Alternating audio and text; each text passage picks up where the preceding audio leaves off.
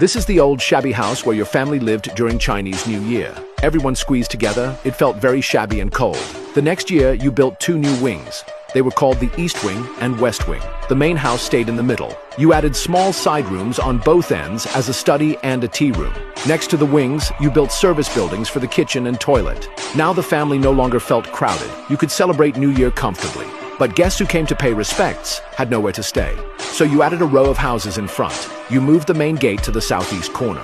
This way, you created a single-entrance Siheyuan courtyard. You still felt the house looked too broken. You tore everything down and rebuilt. You added a wall in the middle with a fancy carved door. This split the home into an outer courtyard and an inner residence. It became a two-entrance Siheyuan. Later, your family grew bigger. You added another row of thick-roofed houses at the back.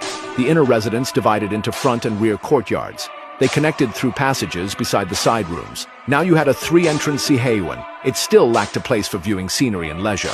The fourth year, you carefully built a garden at the back. This marked your home as a four-entrance Grand Siheyuan. Only wealthy families could afford this. But you wanted more. Over the next few years, you planned to expand to 5, 6, or even 7 entrances. A long layout would be inconvenient. People in the back could not easily go out. People in the front could not easily reach the garden. After building the 5th entrance, you moved the garden to the side. Now every courtyard could reach the garden easily. Your home reached the scale of a top official's grand estate in ancient times. In the 8th year, you pushed the garden farther back. You built an even more impressive central section with 5-entrance layout. The main hall used green glazed tiles on the roof. They showed high status and symbolized vitality and prosperity. All buildings together formed a super Siheyuan, 3 parallel routes, 5 deep entrances, plus a garden. In ancient times, this was prince level. You refused to stop there. You loved symmetry. First, you moved the garden aside temporarily.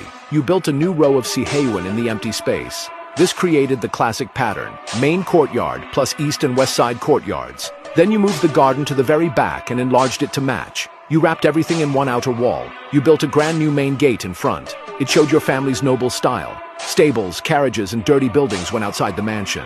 This kept the inside clean and fresh. Every new year, lanterns and decorations filled the mansion. Guests came in endless streams. Pride filled your heart. Congratulations, you just invented Prince Gong's mansion. It is the largest and best preserved Qing Dynasty princely Siheyuan still existing in China.